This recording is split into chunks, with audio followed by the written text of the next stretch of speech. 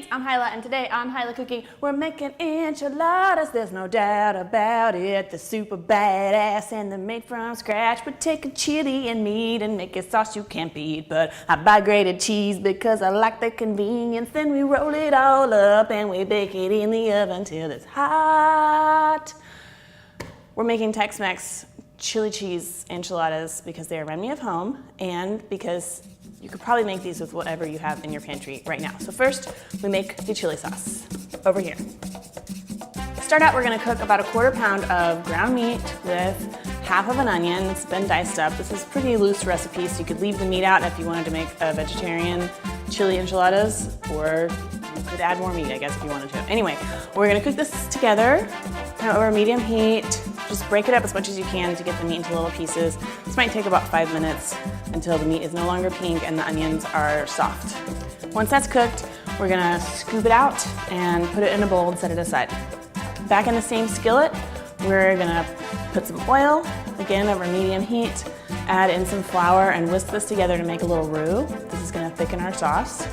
We'll let that cook about 2 minutes maybe until it starts to turn a sort of a dark golden blonde. Then we're gonna add some spices. I've got cumin, oregano, 2 different kinds of chili powder, salt, and black pepper. Then a couple tablespoons of tomato paste and whisk that all in. And then 2 cups of chicken bouillon. That's why I say this is easy. You don't need homemade chicken stock or anything. You could use beef. You could use veggie stock if you wanted to keep this vegetarian. And just add this kind of slowly, whisk it all, get all the lumps out. Once all the stock is in, you can add the meat and onion back and let that simmer together for about 5 minutes. While the sauce is simmering, we can heat up some tortillas. So I'm just gonna do a little bit of oil on a comal or a griddle or whatever. Kind of flip the tortillas around to get them a little bit oily, and then we're just gonna heat them just until they're soft and pliable. We're not trying to get them crispy at all, just until they're kind of floppy. Once your tortillas are all floppy, your sauce is all simmery, we're ready to assemble. Now it's rolling time. I've got my soft tortillas here. I'm gonna fill these with just plain yellow cheese and onions.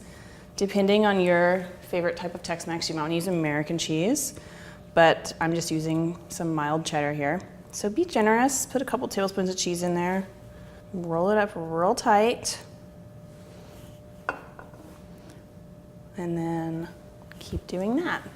I remember when I was a kid, my dad would make these, but he would use like a can of Wolf brand chili as the sauce, and he would always put onions in it. My brother hated it, and he would always ask my dad to maybe please leave some onions out of some of the enchiladas, and my dad was just like, no, you can pick them out, boy. Now Travis says he appreciates that because now he likes onions. But man, I just remember, even as a kid, I was like, it really wouldn't be that hard for dad to just leave some onions out of a couple, but whatever. I wasn't gonna get myself involved in that argument.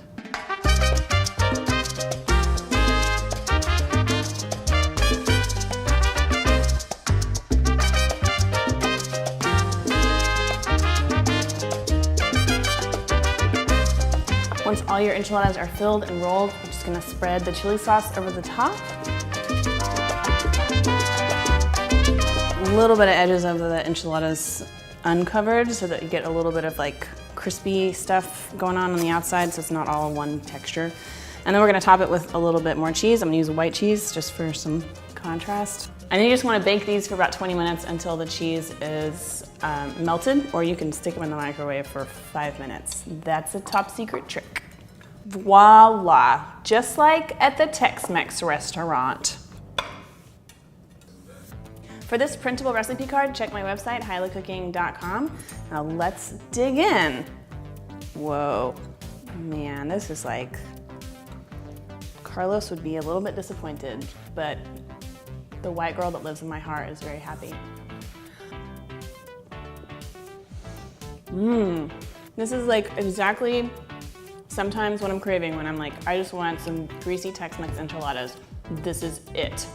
So there you go, fellow Texans and Texans who moved away from Texas, like me. Now you can make your own chili cheese enchiladas at home. And thank you so much for watching. Don't forget to